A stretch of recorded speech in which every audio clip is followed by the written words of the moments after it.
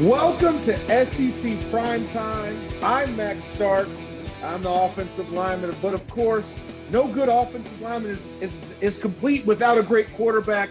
And so my co-host, Clint Stoerner, is here with us. So you're listening to SEC Primetime with Starks and Stern, presented by our partners at Bet River SportsBook. Clint, first of all, how you doing, bud? Just give us all a background here on what the Stoerners bring into this show this year. Well, look, here's the deal, man. Is all is well, first of all, and so I'm glad to be here with you, my man. There's nothing like keeping company of the big fellas. I was always fond of that back in my playing days. So good to be here with you, no doubt about it, and good to be talking to the people about the best conference in America, no question. And look, I mean, I've been in the media game for quite a while now with the SEC Network for a few years. Got into the full-time radio gig about 3 years ago. I'm in the city of Houston right now, but staying tuned in to everything SEC on a daily basis. And so I do full-time radio. I love college football, and I'm looking forward to this season with you and chopping up what we see and what we expect. And we'll be wrong some of the time, but it's going to be fun chopping it up. Yeah, listen, it's there's no fun in being right all the time. I mean, you know, if every day's a sunny day, how can you appreciate it, right? I mean, I think that's right. kind of the idea of it. And, you know, and that's good. We're both seasoned media vets, so to speak, but we also are steeped in the blood that is the SEC. That's the fire we were born out of. That's the love, that's the passion that comes in. And so it's going to be fun this year because being on this platform, being on Field of 12 gives us that additional avenue. And it allows us to get the message out. And you being in Houston is perfect because by 2025, it'll be all SEC anyways in the state of Texas. So you're good. You just kind of went out in the westward expansion, you know, in the old Conestoga and the wagon before everybody else. You're just exploring new terrain for the SEC. So you'll be in good hunting ground soon enough. Max, I'm usually one that likes to let everybody work out all the wrinkles before I get involved. But you're right. I may be ahead of the curve here, brother, with Texas coming on board in a few years. Texas A&M right up the street, obviously some high hopes for them this year.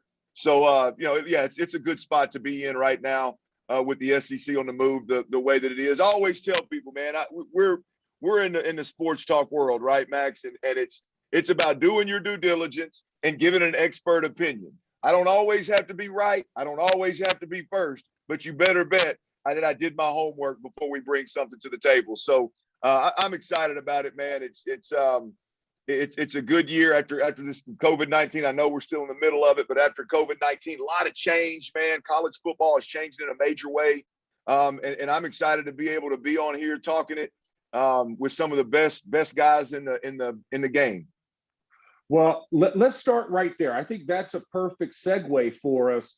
Transfers and what is now new in 2021, and no position better suited for this conversation than where it all starts. The guy behind the center, the quarterback position. This is quarterback forecast. We'll look at it this way. This segment will be quarterback forecast, where we kind of talk about who's under center, right? Who's the one calling the plays offensively? Because we do have some of those transfers, right? A la the transfer portal, which is like a magic genie lamp for kids' careers. You just rub it and pray that the genie comes out and grants you a scholarship. So let's just start there. You're down the street from Texas A&M. They went on record, announced Haynes King as their starting quarterback. And so let's just kind of start there. That's our jumping board. Is what do you think of Haynes King? And how do you think he fits into what Jimbo's trying to do at Texas A&M this year? Well, look, I mean, here's the deal. The kid's raw as ever. I mean, he's gifted. He's been blessed by the good Lord, no question about it. And he's been blessed by the fact that he landed at Texas A&M with Jimbo Fisher, who happens to be one of the best quarterback developers in the game. And I love, Max, just so you know, we're learning a little bit about each other as we go here. I love the pro style quarterback developers, right? There's a lot of this off-platform stuff, off-schedule stuff, all these different arm slots, and that stuff's pretty. But ultimately, you and I both know that you cannot play the position at a high level. You cannot win consistently in the best conference in America unless you can distribute the football from the pocket accurately and on time.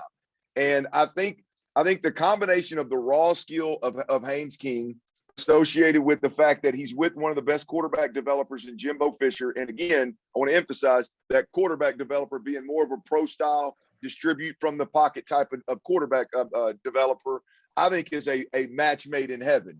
Now, I will say this, the kid is young.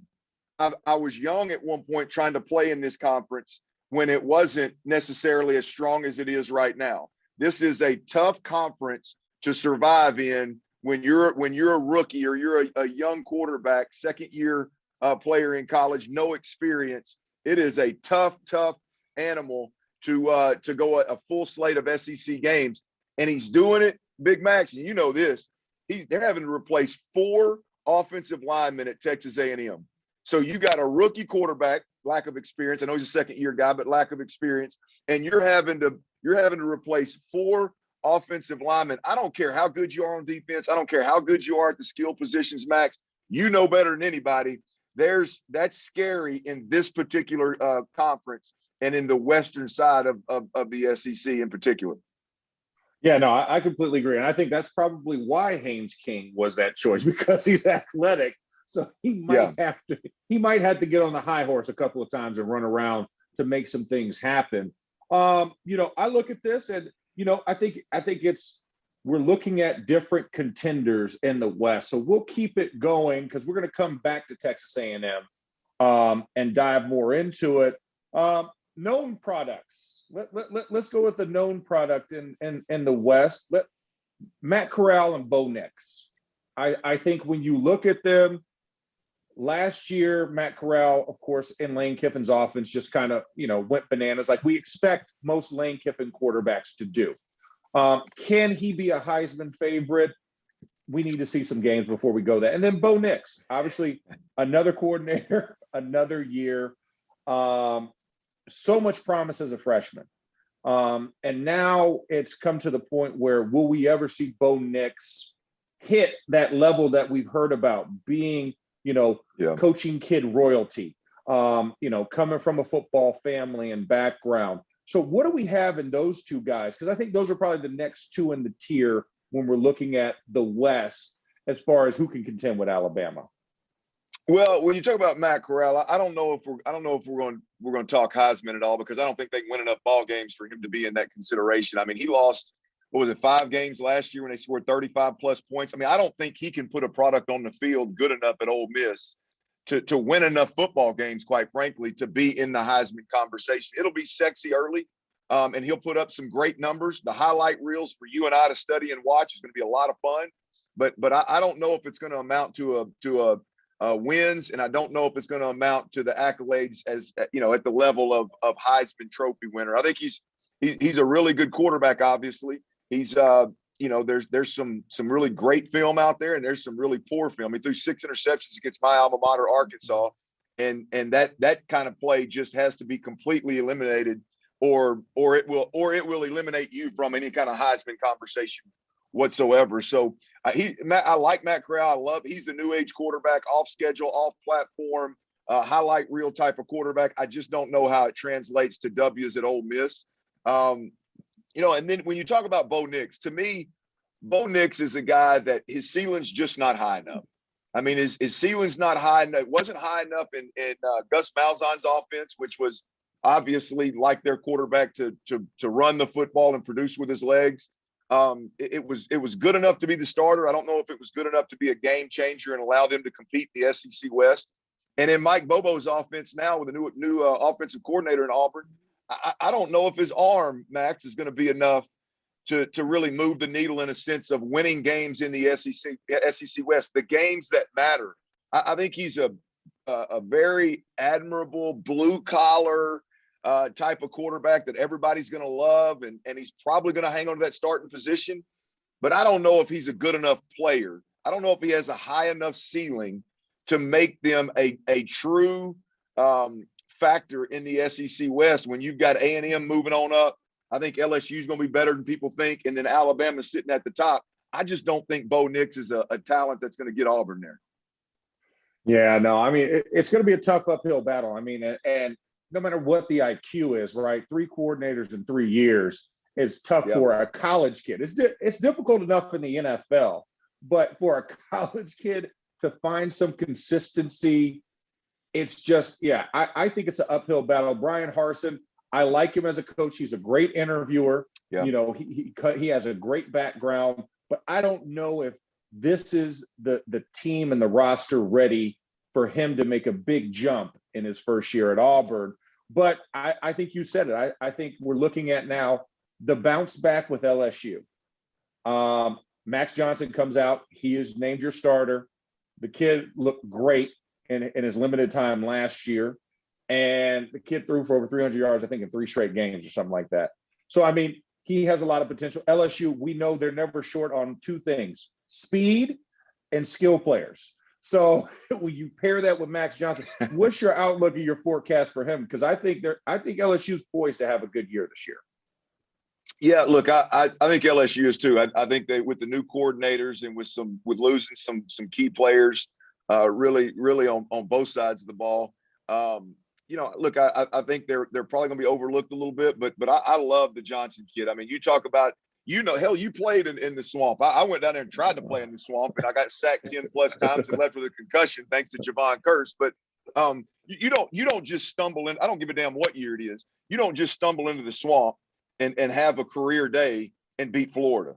It just don't happen. I don't care how good your team is. It just don't happen. And for him to go in there under those circumstances and play the best game of his career, which will probably end up being the best game of his career in Florida, it tells me one thing. There's no moment too big for the kid. He's obviously gifted. He's obviously talented. He can produce. He's got great bloodlines, as we all know. But boy, his ability to go in there in that environment and play at that level is awfully impressive and should not be overlooked. I think I like him a lot. And I think he's gonna I think Miles, what's my man's name? Miles Brennan, the quarterback that got injured. He was their starter. Yeah. You know, I think I know a lot of people were high on him, and he's probably the more gifted player. But I think it's going to end up being, you know, a blessing in disguise that Johnson's actually the guy, because I think he's just I think he has the ability to answer the bell in the big moments. And if the quarterback at LSU has that, as you said, size, skill, speed, that's all going to be there at LSU every year. So the guy pulling the trigger is going to be critical, and I like Johnson there. Yeah, no, absolutely. And, you know, he had a career day, and then, of course, you know, Marco Wilson tried to challenge him in a throw off, and he lost. But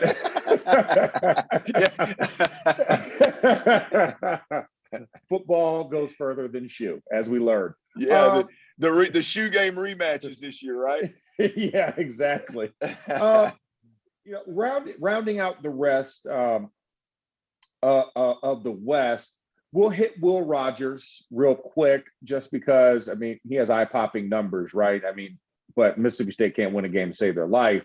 And I want to give you a little bit more time to kind of talk about KJ Jefferson over there at your alma mater. Will Rogers, Mike Leach, year 2. We know the air raid is there, and they can throw it to a million people and make you look really bad in an air raid, but they can't win a game because they have zero defense. And they become predictable. What do you see with Will Rogers and Mike Leach in year 2? Do you think Mike Leach has actually added a 13th and 14th play into his playbook, or is he still sticking with that same 12 that he's had, you know, like the water boy, his special notebook? He just has 12 plays and that's it. Right. Yeah, look, Max, I think the air raid is what it is, man. I mean, I think it's a really explosive scheme. It's going, they're going to beat somebody this year they have no business beating, and that's just the fact of the matter. Every air raid team, my man Leach and company did that at Hal Mummy and them guys at Kentucky back in my day with Tim Couch. And you know, there's that air raid is a fun game to play. It's fun to watch. They're going to beat at least one team they shouldn't beat. But the other side of that coin is, because of the way in which they have just total disregard for the clock, total disregard for the importance of turnovers and time of possession and things of that, protecting the quarterback, things of that nature. They're going to have a really, really hard time competing in this conference. Look, he's when you talk about when you talk about Will Rogers, I mean, he's executed the game plan for Mike Leach really well in terms of getting the football out, distributing it accurately, getting it out of the quarterback's hands. You know, all the passes that are ultimately runs, he's done a really, really good job of. And I personally think that the reason why you don't see them have the ability to stretch the field and make the big plays that you typically see in the air raid offense is because of the conference they're playing in. And so, unfortunately for Mississippi State, I don't think there is a whole lot of answers in terms of being able to compete in this conference. They're going to have a nice highlight reel. They're going to put up some big numbers, like you said. But ultimately, that style of ball, Max, when you got to run the SEC gauntlet, it's just too much. Yeah, no, I completely agree. And I think that's kind of one of the things that we see, right? I mean, why the air raid works in the Big 12 and it doesn't work in the SEC, why it doesn't transfer is, like you said, time of possession. You know, in the SEC, when you have big physical linemen leaning on you all the time, and your offense is trying to get the ball down the field as fast as possible, you put that defense in trouble. And that's where time of possession helps give a breath. It helps give the tempo, right? I call the offensive line the drummers, right? They keep the cadence for the rest of the team. They keep the pace for the team.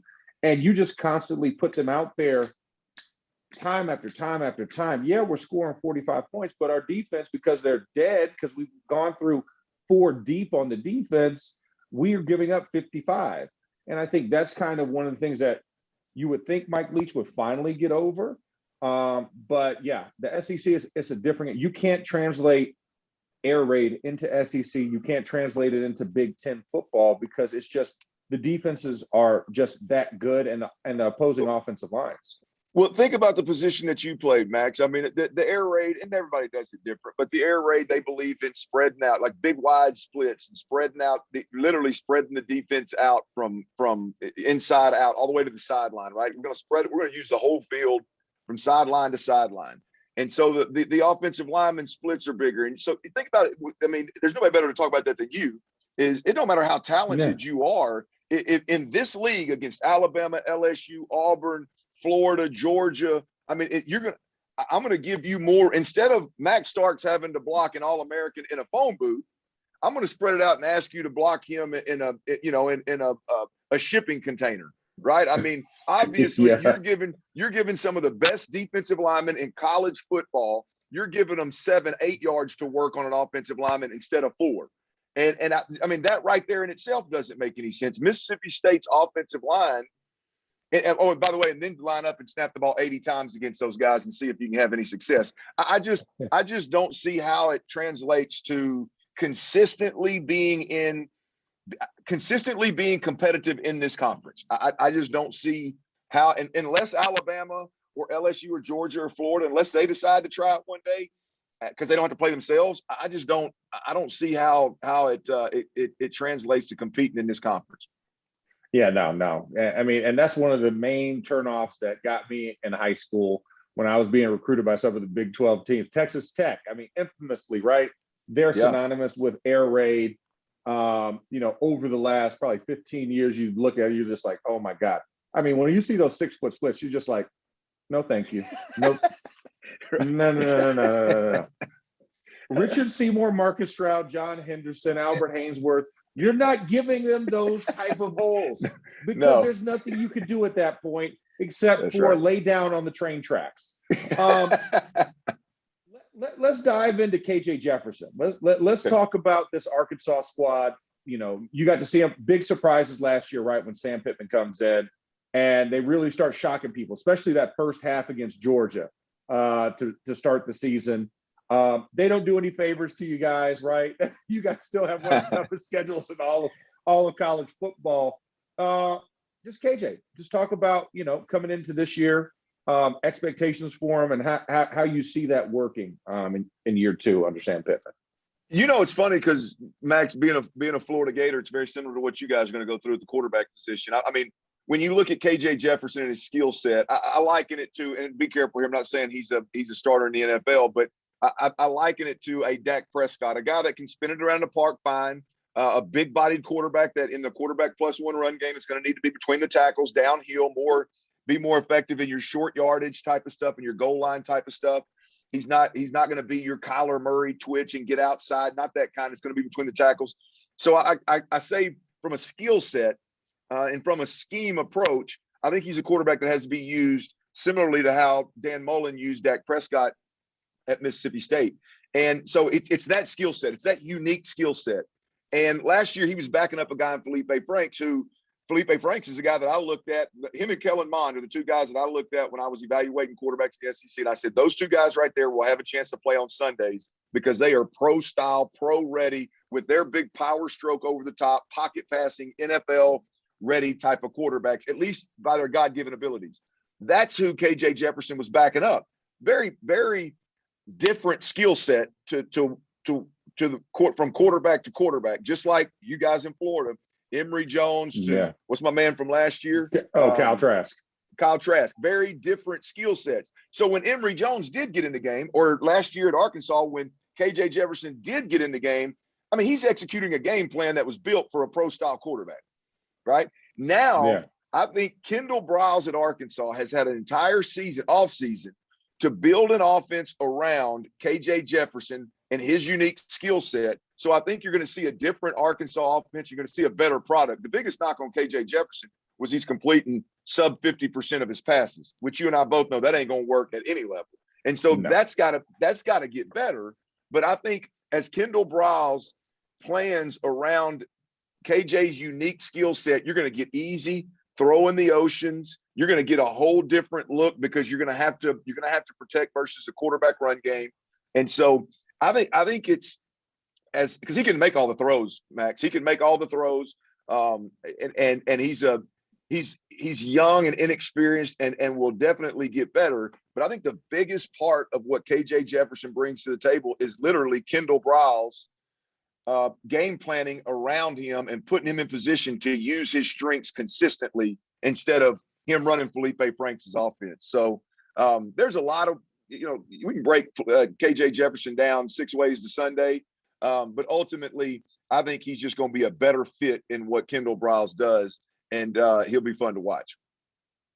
Yeah, no, I completely agree. I mean, watching Kendall Briles' time at FAU with Lane Kiffin when I was covering Conference USA, I got to see that up front. And yes, it's an offense that's very friendly. I mean, they led Conference USA in offense and led them to a championship. So he knows how to adapt it to the mobile quarterback. We won't call him true dual threat, but he's a mobile quarterback that can move it around, and they can highlight that. All right, I want to turn my attention to the East real quick, and I'm just going to go with some of the more unknown properties because we're going to get to some of the known guys as we get through the show. But looking at the 3 big transfers in the East, Joe Milton from Michigan, right, coming over. He's going to be running Heupel's offense there with Alex Golsh. I forgot. I think it's Golish. You got Will Levis, Penn State transfer coming in. He's going to be a UK. And Jason Brown from St. Francis running South Carolina's offense. Just kind of your thoughts on those guys. This is the middle tier of the East, right? We're still not getting into the contenders and the blue bloods for that squad. But, how big is it being a transfer coming in and starting right out the gates in a brand new conference and a brand new division? How do you think the learning curve is going to be for these quarterbacks? Well, it's going to be an absolute mountain of a climb. That's for sure. Here's the thing. I don't know a whole lot about these transfers coming in, to be completely honest with you. And I think it's more of where you're heading with that is the battle of coming in and taking over a locker room, learning the offense and playing the game is not going to be the difficult part of it, right? And it's out of their control whether the offensive coordinator can marry, his plan and his scheme to those quarterback strengths. That's out of their hands. So as the quarterbacks go, it's about getting in that locker room and taking over that locker room. And Max, if again, this being in the locker room, if you don't genuinely and sincerely have the ability to walk in and relate to dudes from 10 different corners of America that were all raised differently by different families and different, by different streets and by, it's just, if you don't have the ability to do that, you're going to have a very difficult time at all 3 of those programs. Because let's be honest, it's different walking in Alabama's locker room and playing Yeah. quarterback than it is Tennessee right now, or Kentucky, or even South Carolina. My alma mater last year with Felipe Franks coming in, my opinion of Felipe Franks went absolutely through the roof, because all we heard at Florida was, well, he didn't handle situations real well. He was immature from time to time. You know, the talking to the crowd and just the things didn't end well. And I mean, not negatively, you know more about that than I do, but they just didn't end on obviously a good note, because he left. But he comes into Arkansas and you're like, man, I know this kid can play, but can this kid take over a locker room in some of the most adverse situations that college football can throw at a person? And then you threw COVID-19 on top of it, so it even made it worse. That's the question for all of these guys. I don't know what the hell they bring to the table from a talent standpoint. We haven't seen anything from any of these guys that make us believe they're going to be able to take their programs, again, Tennessee, Kentucky, South Carolina, to a different level, because that's a monster in this division. But it's going to be all about their genuine, sincere ability to take over a locker room. If they can do that, then they'll have a chance. If not, it's going to be scary. Yeah, you're absolutely right. So let's go ahead and move on, and we'll get back. I mean, we'll get back to quarterbacks as we dive further into this, because, you know, we still got Connor Bazelak, obviously, over there at Mizzou, that I think, is a bright kid, but, you know, we'll have some stuff to do. Ken Seals is going to be at Vandy. He's going to be the quarterback, but let's face it, it's Vandy. You look at a team that we're hoping they win a game this year. And then, of course, we got the known commodities, JT Daniels, Emory Jones, you know, at Florida and Georgia. So let's step aside for a second. Let's reposition ourselves, and then we'll come back and have a new segment here. And in there, we can kind of get to those guys. Let me tell you guys a little bit about our partners over at Bet Rivers Sportsbook. If you haven't signed up with Bet Rivers yet, now's the time, because they are offering a $250 match bonus for your first deposit. But what sets them apart is that they require just one playthrough to turn your bonus into cash money. With their new Rush Pay instant approval, withdrawing your winnings is safer, more secure, and more reliable. With football season kicking off, get in on the action by going to betrivers.com today, or by downloading the Bet Rivers iOS app. You must be 21 years or older. Gambling problem, call 1-800-GAMBLER. So we're now going into, how do I want to put this, Clint? Okay, who can beat Alabama in the SEC? I mean, let's just put it out there, right? Who can beat Alabama? Because let's face it, it's the Death Star. They've locked in on your planet, and they're just going to push the button and watch things go boom. Every single year we get into that. And so every time we want to count them out, we can't count them out. They count themselves back in because they have the veto button. It's weird.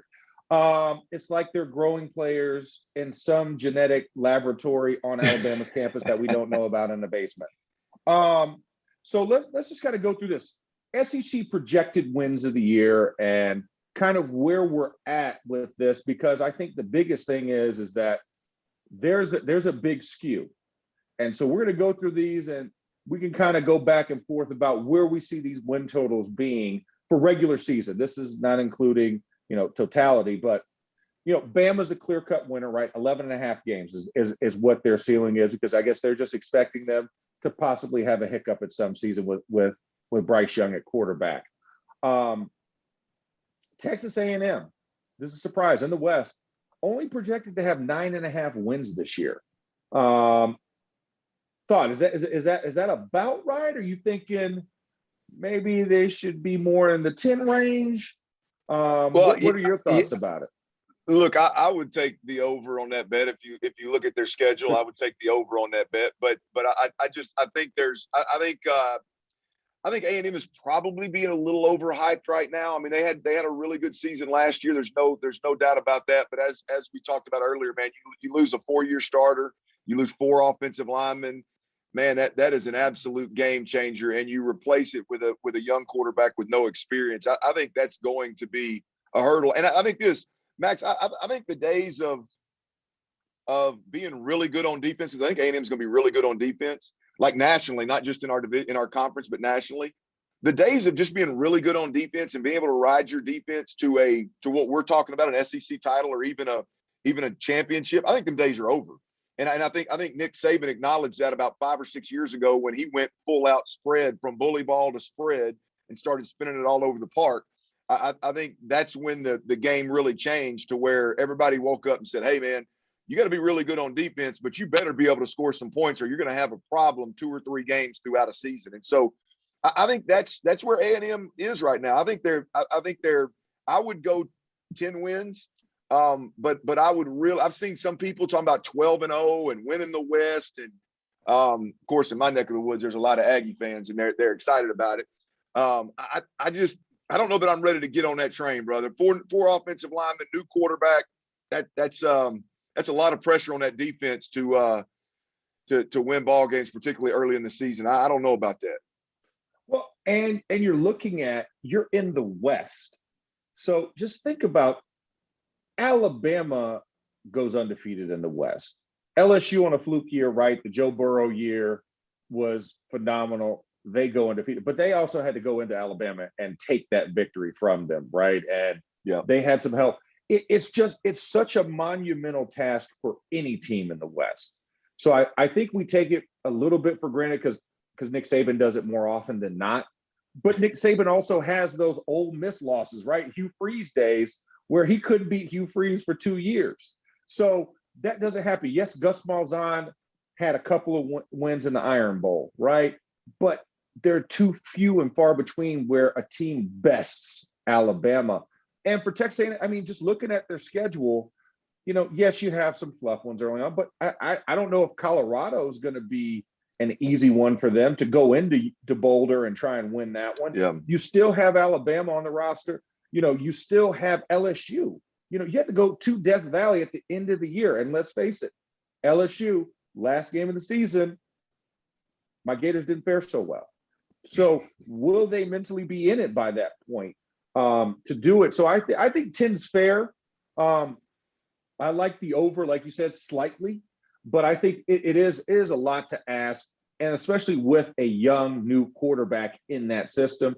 And like you said, replacing 4 offensive linemen is a monumental task. I work for the Steelers, so I see Dan Moore Jr., and Dan Moore has looked great as a freshman. I'm like, that's why Kellen Mond had so much success. He had that guy blocking his blind side. I don't know about Jameer Johnson. So it's going to be a big task for them. And the next team that I think that they would have the rival to as far as being second best in the West, I think is LSU. And they're slated right behind them at 8.5 wins. I think they're better than 8.5 wins. What do you think about that? Oh, man, I like LSU. It's not the same like that I typically have for LSU, though. Usually LSU, you just go, hey, man, they got them dogs in the trenches on both sides of the football. They've got some of the best defensive backs in football. They've definitely got speed. Usually it's all about, well, what the hell are they doing at quarterback? I mean, can they figure out how to develop a quarterback for once? This year I feel really good about their quarterback play, whether it's Miles Brennan or the Johnson kid, Max Johnson. I feel like those guys can facilitate. I feel like they can distribute the ball. I feel like they can win ball games. They can play a winning brand of quarterback. I don't know. Last year they were one of the worst defense. I know they had guys opt out. They had guys get in trouble. They had guys get injured. And it was a crazy year. But hell, Max, it was a crazy year for everybody, man. And I don't know that I'm ready. I don't know that I'm as convinced with LSU. I think I'll take the over on that bet, but I'm not convinced with LSU like I typically am. I think it's more of a gamble for me than typical. Typically, I lean on the fact that they're just bigger and better in the trenches on both sides of the ball. So they're going to be in every game in the fourth quarter, and their speed and their athletic ability will take over and they'll win ball games. But I'm not as convinced that that's there this year. But with all that said, I'll take the over, Max, if that makes sense. Yeah, no, I completely agree. Hey, listen, you have to throw it over in your head a couple times, right? You have to have a little mental boxing match with yourself to look at it, because obviously not everybody can win. That's the beauty of sports, and that's the beauty of football. By the end of that match, no matter how many overtimes it takes, there's going to be a winner and a loser every single week. and just looking at LSU's schedule, I mean, they're going to come right out the gates, right? UCLA, and we saw UCLA, this past weekend, and they were comfortable in their victory. You know, Chip Kelly had those boys humming, and they've got a game under their belt, whereas LSU is coming into this not playing right against an opponent, and they're traveling to Los Angeles. So it's a hill. And when we're talking about, can this team be better than 8.5 wins? I think, yes, going to be slight, because you got the UCLA non-conference. You still got to deal with what is the West. You do get half of a favor, because you get Florida, right?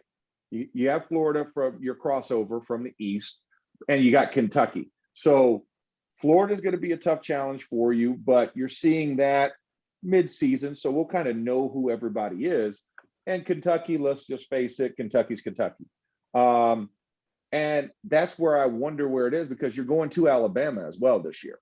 So that's going to be a challenge in and of itself. And then you finish the season at home, and Texas A&M looming at the end of the year. So I like it. It's a slight. I think they are right at 9. I don't think it's anything above that. I'm not expecting anything magical, because I think they find a way to win out of the Florida, Texas A&M games to give them that 9th win. They figure out one of those victories out of the 2. I don't think they get both. I think they get one of those. And then let's just go ahead and give Alabama, a loss there for LSU. And it's tough. It's tough for me to pick them in UCLA. It's tough. It's going to be a hell of a matchup out of the gate. I love Jake Peets, the offensive coordinator, bringing back in kind of a Joe Brady guy on the offensive side of the ball. I really like him. I like him mixed with a quarterback that is, again, somewhat experienced and can flip the ball around the park a little bit, and isn't going to be handcuffed, or he's not going to be handcuffed by his quarterback's inability to execute his offense. So I like what they bring to the table. It's just a different level of confidence for me for LSU this year, man. I don't know what is going to happen on the defensive side of the football, which usually with LSU, that's one pretty their defense is going to keep them in games. I just don't know that that's the case this year. So it's just a different vibe for me for LSU, and I need to see game 1 before I figure out any kind of accurate opinion on LSU, to be honest with you. Okay, so no Denny Greens right now. No, we were who we thought they were. not now, not today. Yeah. Well, let's turn into the East real quick. Your UGA 10.5. That's where they kind of sit. They're the front runners in the East. JT Daniels and everything else. I'm not as comfortable with this 10.5, even though I think they have a great chance to win the East.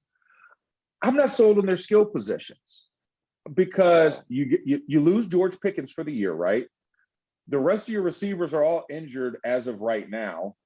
And is it going to be Jake Fromm like numbers, from JT Daniels, because you don't have the guys to pass to? Now, they will have a pretty good offensive line. They seem to always have those lock, stock, and barrel. It's almost like walking to the vending machine. There's always a Coca-Cola in there, right? So you can always hit that. That's what they have for offensive linemen.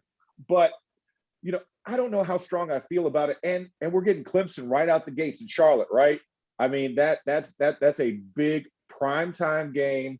We're going to know really who's the front runner for one of those 4 college football playoff seeds right out the bat. Because I think that's the question, right? Can Georgia be another college football playoff team? And you're going against a team in Clemson that's a perennial, but Clemson needs these type of non-conference games to stay viable. Even though the ACC has gotten better, they need this type of game, just like they needed Notre Dame last year, right? And the ACC championship to put them over the top. So, I mean, how are you feeling about 10.5 for Georgia? Man, I was feeling really good until you told me about all the injuries at the receiver position. No, look, I like the thing about, because the question you hit the nail on the head on several different levels right there. But the big thing is JT Daniels. Is he legitimately a guy that can play the quarterback position with a higher ceiling than what Jake Fromm had? Because that's the story with Georgia. Like you said, they're always going to be good up front. They're always going to be able to run the football. Kirby Smart is going to have them dogs hunting on the defensive side of the football. They're always going to be there. But in this conference, in the SEC, at the top of the mix, you got to have a quarterback that's a game changer. You got to have a quarterback with a ceiling that's high enough, either whether it's with his legs or his arm. I don't care which one it is, but you got to have a guy that is an absolute game changer. Jake Fromm was not a game changer. Look, I'm a fan of Jake Fromm. I love Jake Fromm. Wish him the best, and hope he has a 10-year career backing up in the NFL. But ultimately, he was a low ceiling quarterback that just didn't have the ability to take the team to the next level. Is JT Daniels that guy or not? Max, you like that backup quarterback at 10-year career? 10-year backup quarterback. I'm laughing because ain't a better job in America, brother. No, listen, the most favorite player on the team is the backup quarterback by far. I mean, I look at Chase Daniels, right? I mean, Chase Daniels has been making bank, and he has like 5 starts in the NFL. Come on, that's right. So hey, so I love it, and I'm just laughing at that because I'm like, man, I was literally just having this conversation about an SEC quarterback who went and made a great career out of being a backup. I think looking at that, now we look at, well, who's the contender in the East, right? Who could really push the envelope on those guys? And I think it starts and ends with Florida, because I mean, we look at Kentucky. Kentucky's a 7-win team. Mizzou, they'll be average as well, 6 to 7 wins. We don't know what we have in UT, and UT is pretty much a dumpster fire in Knoxville right now. And then South Carolina and Vandy, bless your heart, kind of deal.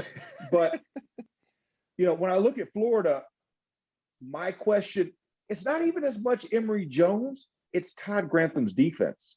Because like we alluded to, talking about the LSU game and talking about Max Johnson having that career day in the swamp, can Todd Grantham stop blitzing DBs at the quarterback if he's beaten the blitz like 3 or 4 times in a row? Like, stop sending them. Can this defense actually stop some people? Matt Corral also had a career day in the swamp. Even though they didn't win it, he was throwing the ball all over the field and became a high-scoring affair.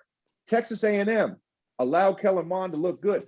What can this defense do to make them better than a 9-win 10 team and actually compete with the likes of Georgia when it comes Halloween time and we got to face them in Jacksonville? Well, that's a good question. I mean, I don't know. I don't have the answer for you, Max. I don't know what they could do defensively against particularly when we're talking about Florida getting to a point where it's, hey, you got to upseat Georgia, right? You got to upseat Bama in the SEC championship or whoever comes out of the West. When we're talking about Florida, I do think it's about what can they do against the best in the country. I don't know defensively, what they need to do or what they can do. I think it rests more, Max, on the offensive side of the football with Emory Jones. I mean, what I love about what Florida has, I think I said this about Jimbo Fisher earlier, and I believe it, and I really feel this way about Dan Mullins. He's one of the best quarterback developers in the game. And I believe that he and Emory Jones with that skill set, it's a little bit of a crapshoot, because I believe you got to be able to distribute the football accurately from the pocket to ultimately beat the Georgias and the Bamas and teams like that. But I tell you what, after what he was able to do with Dak at Mississippi State, and what he's been able to do with quarterbacks over his career, Brian Johnson at Utah, and who they lost Brian Johnson this past year to the Eagles. But I think that Dan Mullen and Emory Jones could be a beautiful marriage at that quarterback position. Do you think, you're a Florida guy, do you think Emory Jones do you think he's all right?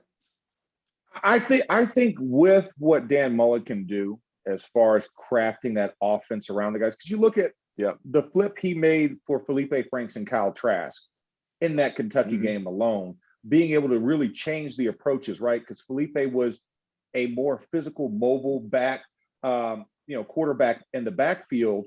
And then you look at Kyle Trask, who was, I'm a pocket guy, I can run for my life, but I'm not a runner. You know what I'm saying? Right.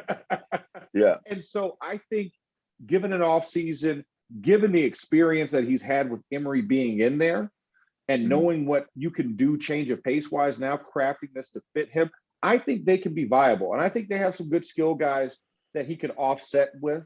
But my question is going to be, can the defense hold the opposing offenses off to make sure that 27 to 28 points a game can actually get you a victory? Because I don't think the ceiling is in the 40s. For Emory Jones. I think he has to be a guy that's right around 31 and below and kind of win this in more of a traditional 50-50 fashion, offense to defense. So, Well, and the I think good that thing, nine's Max, good.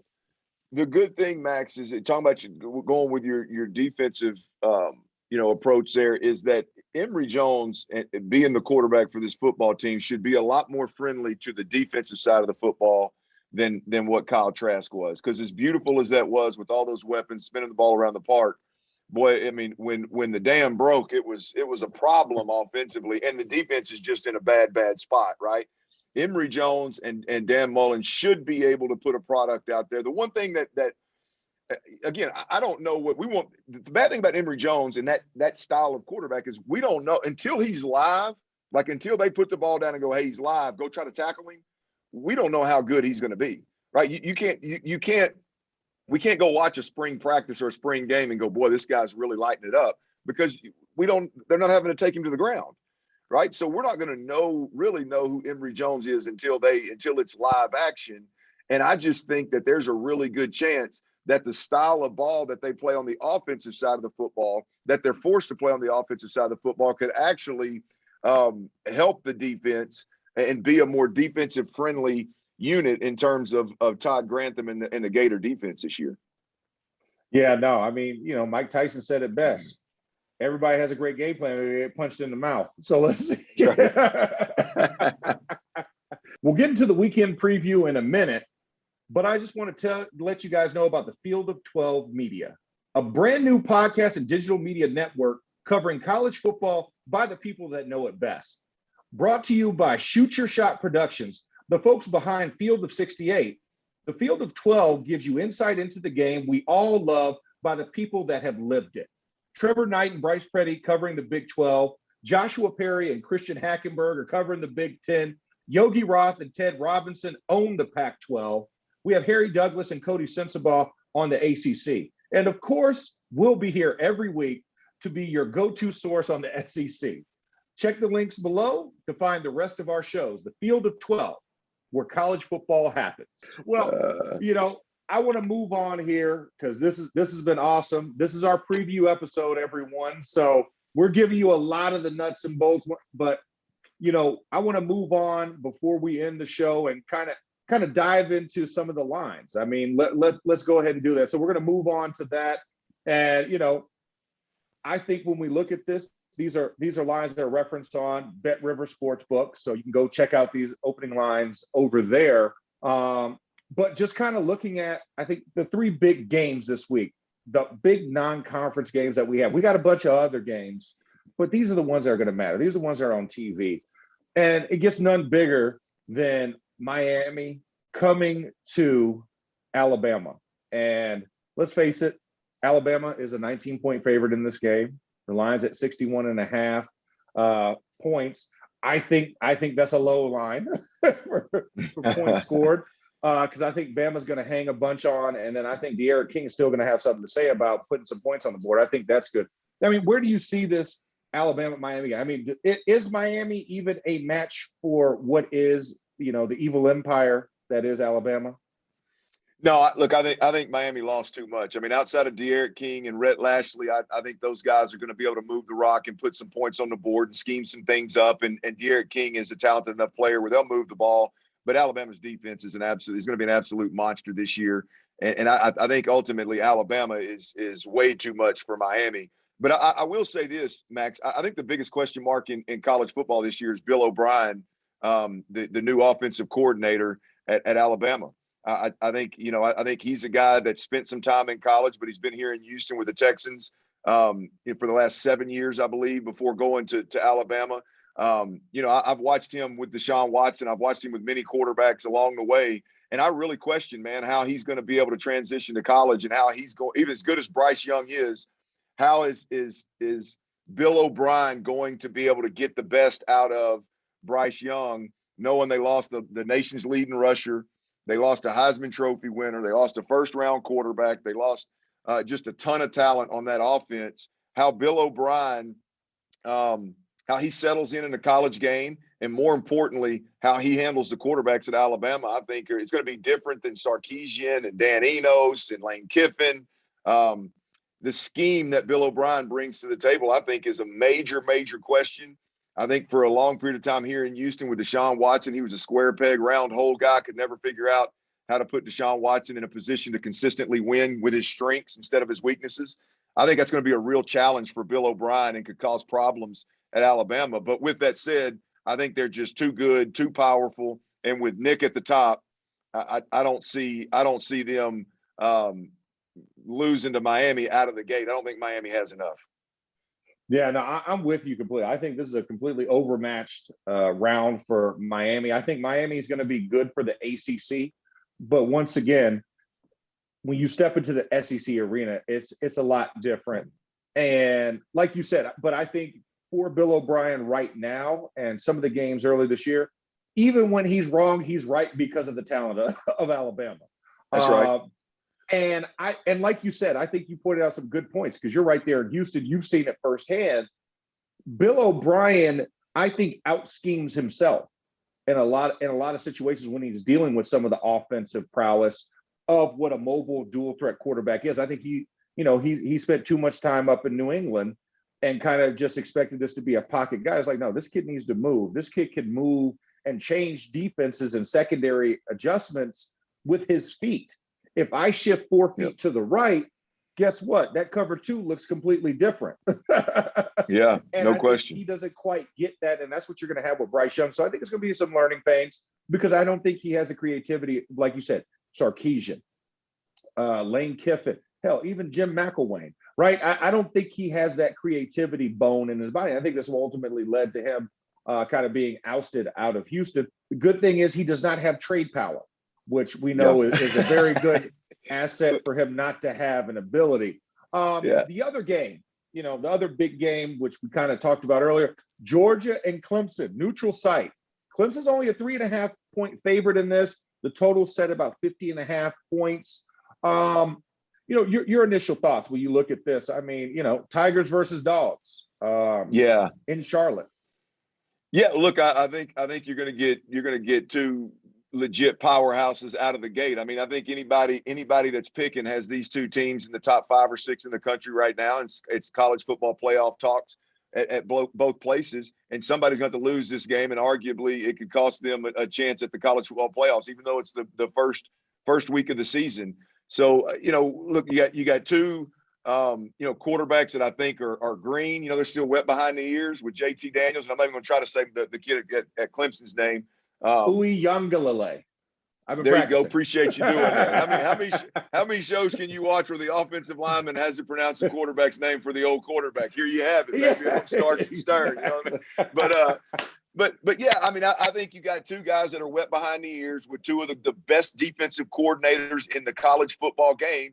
And so I think it makes for a hell of a matchup. I think it's, for me, I know I need to see more. I need to see what these teams are made of. I haven't dug into each one of them's roster to know, where the position wise, where the strengths and the good matchups are. But I know you got two of the best college football defensive minds in the game over the last 10 to 15, maybe even 20 years.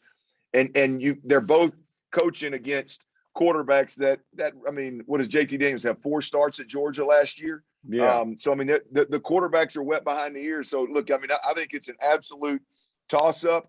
I would pick Clemson to win this football game and cover that spread. Yeah, no, I mean, it's tough. And, outside of my natural detestation for everything that is black and red in Georgia involved, I think here, looking with a sound mind, it's going to be a tough uphill battle for them. Because I think, like I alluded to earlier, those injuries at the receiver positions, those skill positions, is going to significantly change how you approach this matchup. Because like you said, Clemson returns all those guys. All those guys were young last year on Clemson's defense. They're now older. They have experience, and all they do is go to college football playoffs. So they have an expectation in their mind, and they know that this gives you a chance to move into, not in the driver's seat, because that's Alabama, but you get to move the co-pilot, navigator. You're right there in the front seat. You're next to everything. If things go wrong, you can take the controls, right?